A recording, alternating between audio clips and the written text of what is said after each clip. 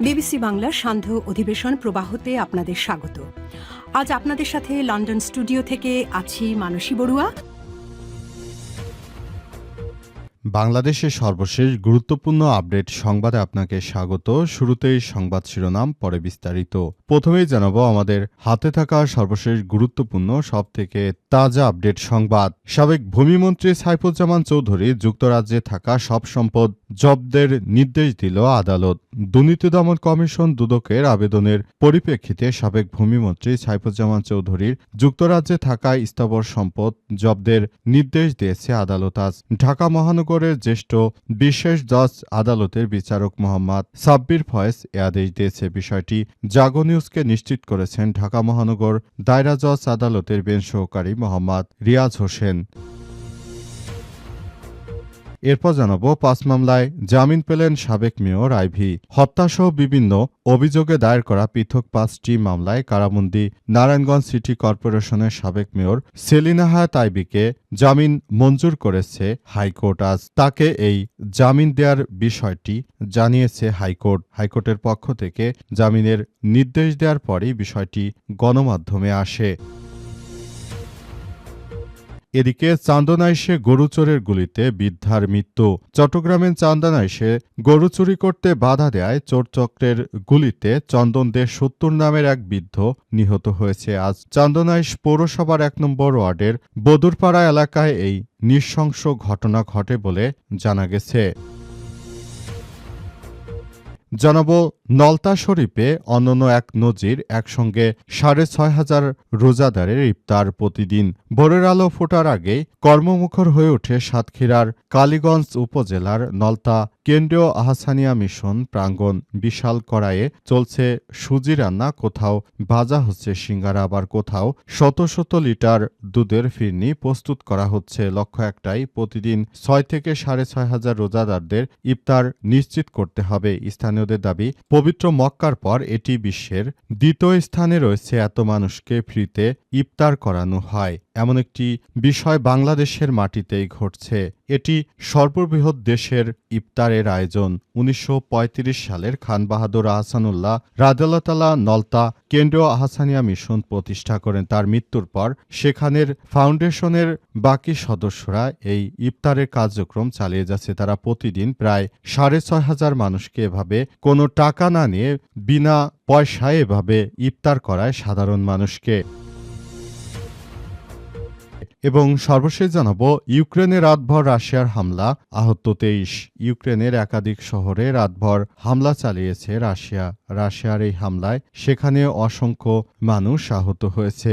পাল্টা ইউক্রেনও রাশিয়ায় হামলা চালিয়েছে। এই হামলায়ও রাশিয়ায় ব্যাপক পরিমাণ ক্ষয়ক্ষতির ঘটনা ঘটেছে। প্রিয় দর্শক, এতক্ষণ শুনছিলেন সংবাদ শিরোনাম, এবারে বিস্তারিত। তবে তার আগে বন্ধুরা, অনুরোধ থাকবে এই সংবাদটিতে একটি লাইক দিন।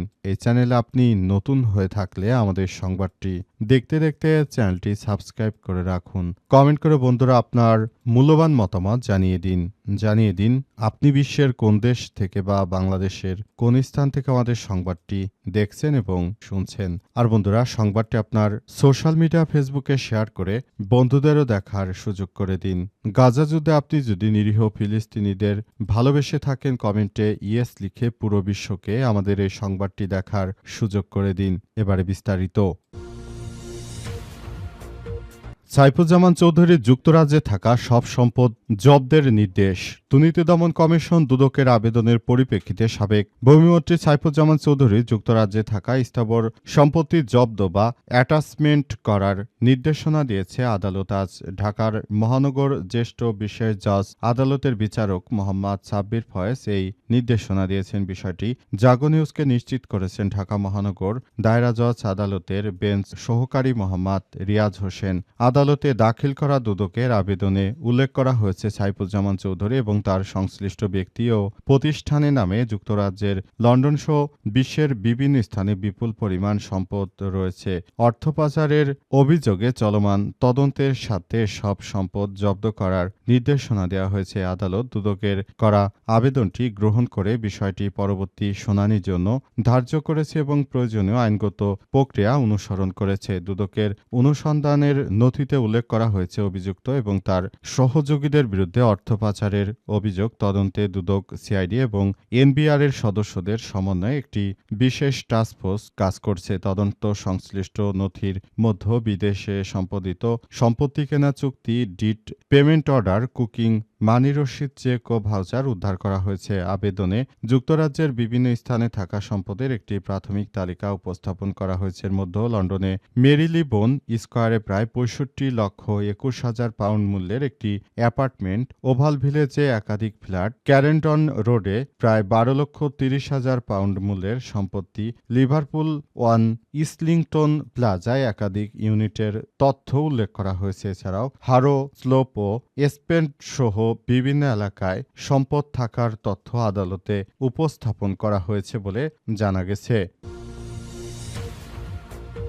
৫ মামলায় জামিন পেলেন সাবেক মেয়র আইভী। হত্যাসহ বিভিন্ন অভিযোগে দায়ের করা পৃথক ৫টি মামলায় কারাবন্দী নারায়ণগঞ্জ সিটি কর্পোরেশনের সাবেক মেয়র সেলিনা হায়াৎ আইভীর জামিন মঞ্জুর করেছে হাইকোর্ট। গত বছরের ৯ মে ভোরে নারায়ণগঞ্জ শহরের দেওভোগের নিজ বাসা থেকে আইভী গ্রেপ্তার হন। বৈষম্যবিরোধী ছাত্র জনতার আন্দোলনে সংগঠিত হত্যাকাণ্ডের ঘটনায় ৪টি হত্যা ও ২টি হত্যাচেষ্টা মামলা সমুট ৬টি মামলায় তাকে গ্রেপ্তার দেখানো হয়েছে। ২০০৩ থেকে ২০১১ সাল পর্যন্ত নারায়ণগঞ্জ পৌরসভার মেয়র ছিলেন সেলিনা হায়াৎ আইভী। পরে নবগঠিত নারায়ণগঞ্জ সিটি কর্পোরেশনে ৩টি নির্বাচনে টানা জয়ী হয়েছেন সেলিনা হায়াৎ আইভী। বৈষম্যবিরোধী ছাত্রদের ওই আন্দোলনের সময় তখন শিক্ষার্থীদের উপর হামলার ঘটনায় সরাসরি তাকে দোষী সাব্যস্ত করা হয়েছে এবং তিনি যে দোষী এবং তার বিচার করার জন্য আদালতে যাওয়া হয়। তবে শেষ পর্যন্ত তার এই বিচারিক কার্যক্রমগুলো চালিয়ে যাবার বিষয়ে সিদ্ধান্ত গ্রহণ করা হয়েছে।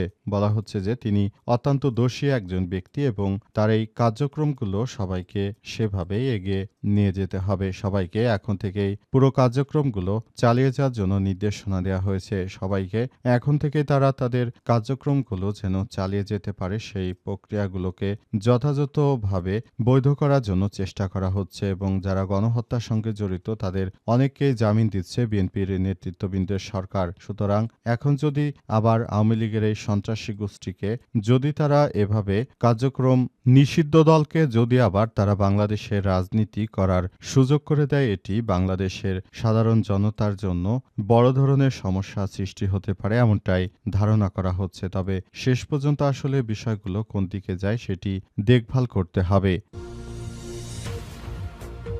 চন্দনাইশে গরু চোরের গুলিতে বৃদ্ধ নিহত।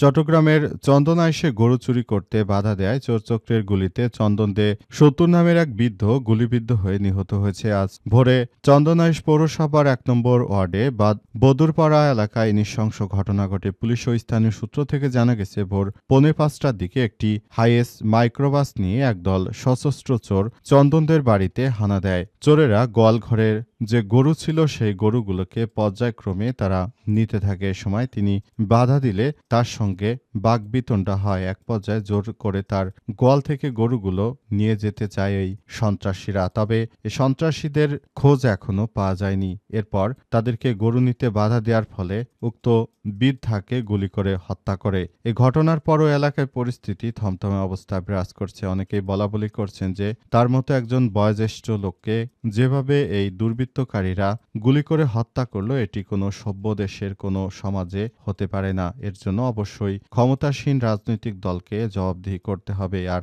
বাংলাদেশের অধিকাংশ খুন-খারাপি, চাঁদাবাজি, রাহাজানি, সন্ত্রাসী কর্মকাণ্ড ক্ষমতাসীন রাজনৈতিক দলের দ্বারাই সারা দেশ জুড়ে হচ্ছে।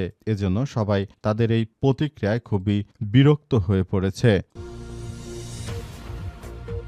নলতা শরীফের অনন্য নজির, একসঙ্গে ৬,০০০ রোজাদারকে ইফতার। ভোরের আলো ফোটার আগেই কর্মমুখর হয়ে ওঠে সাতক্ষীরার কালীগঞ্জ উপজেলার নলতা কেন্দ্রেও আহসানিয়া মিশন প্রাঙ্গণ। বিশাল কড়াইয়ে চলছে সুজি রান্না, কোথাও ভাজা হচ্ছে সিঙ্গারা, আবার কোথাও কোথাও শত শত লিটার দুধের ফিরনি প্রস্তুত করা হচ্ছে। লক্ষ্য একটাই, প্রতিদিন ৬ থেকে ৬,৫০০ রোজাদারকে ইফতারি করানো হয়। পবিত্র মক্কা ও মদিনার পর কাবা শরীফের পর এটি বিশ্বের দ্বিতীয় বৃহত্তম এবং দেশের সর্ববৃহৎ ইফতারের আয়োজন বলে দাবি অনেকের। কালীগঞ্জ উপজেলায় স্থানীয়দের তথ্যমতে ১৯৩৫ সালে খান বাহাদুর আহসানুল্লাহ রাদিয়াল্লাহু তাআলা নলতা স্থানীয় আহসানিয়া মিশন প্রতিষ্ঠা করেছেন। এরপর থেকেই প্রতি বছর রমজান মাসে ইফতার মাহফিলের আয়োজন করতেন তিনি। তার মৃত্যুর পর মিশন কর্তৃপক্ষ আয়োজন অব্যাহত রেখেছে। দেশের বিভিন্ন জেলা থেকে আসা রোজাদাররা একই কাতারে বসে ইফতার করেন। বিশাল এই জমায়েতে বিশৃঙ্খল পরিবেশ নেই, আছে শুধু শান্তির বার্তা। নলতা এলাকার বাসিন্দা আলমগীর হোসেন নয়নসহ অনেকেই জানান, নলতা কেন্দ্রীয় আহসানিয়া মিশন ব্যবস্থাপনায় প্রতিদিন ৬ থেকে ৬.৫ হাজার রোজাদার ইফতারে অংশ নেন। এখানে ধনী গরিব শহর গ্রাম ভেদাভেদ বলে সবাই সেখানে বসে একই কাতারে যেন শুধু ইফতার নয় বরং ভ্রাতৃত্ব, ঐক্য আর আধ্যাত্মিক বন্ধনের এক প্রতিচ্ছবি। এই আয়োজন বিশ্বের দ্বিতীয় বৃহত্তম ইফতার মাহফিল হিসেবে পরিচিত পেয়েছে। একসঙ্গে এত মানুষ ইফতার এর আগে বাংলাদেশে কখনো হয়েছে কিনা সেটি দেখার বিষয়, কারণ এই ধরনের ইফতার কার্যক্রমগুলো বাংলাদেশে হয়েছে কিনা সে বিষয়টি দেখার বিষয়।